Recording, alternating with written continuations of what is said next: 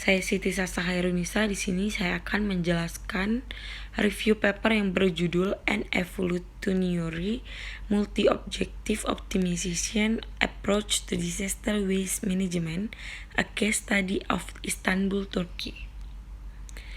Yang pertama adalah latar belakang. Mengapa disaster waste management itu penting? Karena di sini dijelaskan bahwa daur ulang dan penggunaan kembali atau reuse, penggunaan kedua ini sangat penting dalam hal sustainability. Ketika dimensi lingkungan dan ekonomi keberlanjutan dipertimbangkan, daur ulang dan penggunaan kembali limbah memberikan kontribusi yang sangat besar karena mengurangi kebutuhan bahan baku dan jumlah pembuangan limbah yang tidak diolah. Salah satu sumber utama sampah adalah bencana, dan data histori menunjukkan bahwa frekuensi dan kerusakan akibat bencana semakin meningkat. Kemudian ada tujuan dan metode. Tujuan di sini untuk mengusulkan suatu kerangka kerja untuk menentukan lokasi fasilitas dan alokasi titik sumber limbah. Metode yang digunakan di sini dilihat dari studi kasus di Istanbul.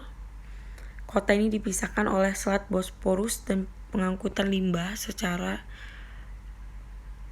selama ini dilakukan dari satu sisi ke sisi lain akan lebih berisiko dan lebih mahal. Jadi sisi barat yang lebih padat dipilih untuk mengimplementasikan framework tersebut. Metode yang paling umum digunakan yaitu mengumpulkan semua puing dan memindahkan ke tempat pembuangan untuk pembuangan akhir tanpa perawatan apapun. Namun, pembuangan limbah yang tidak terkontrol berbahaya bagi lingkungan dan ekonomi. Cara lain mengolah limbah adalah dengan mengangkut limbah yang terkumpul ke fasilitas penyimpanan dan daur ulang sementara, dan kemudian memisahkannya lagi dari bahan-bahan yang dapat digunakan kembali. Oleh karena itu, pembuangan TPA dari limbah yang tidak dapat digunakan kembali dapat didaur ulang dan dapat meminimalkan bahaya.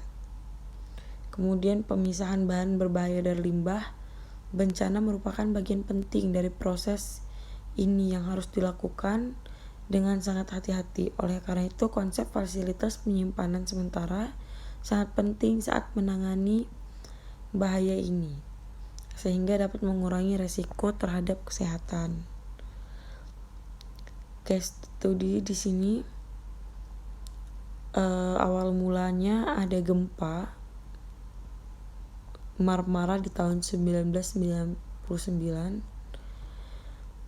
Jumlah puing-puing yang dihasilkan dihitung dengan jumlah tempat tinggal, rata-rata luas tiap tempat tinggal, dan konstanta 1,3 ton per meter persegi area dalam studi Baikan. Sehingga dalam kasus ini diformulasikan ada formulasi untuk menghitung jumlah total puing dalam ton. Berikut framework yang digunakan dalam penelitian ini, yaitu ada Earthquake Loss Estimation Routine yang menggunakan MATLAB untuk mensimulasikan gempa bumi dan menilai kerusakan bangunan serta korban jiwa yang terjadi akibat simulasi ini. Kemudian ada ARGIS. Jika Euler menghasilkan keluaran dalam format file bentuk termasuk data kerugian dan peta terkait, maka file-file ini digunakan untuk memperkirakan jumlah total bangunan yang rusak di setiap wilayah, sehingga harus menggunakan ARGIS. Kemudian yang terakhir ada NSGA. Ini adalah parameter proses seperti kecepatan potong, laju pengumpanan, kecepatan rotasi, dan lain-lain.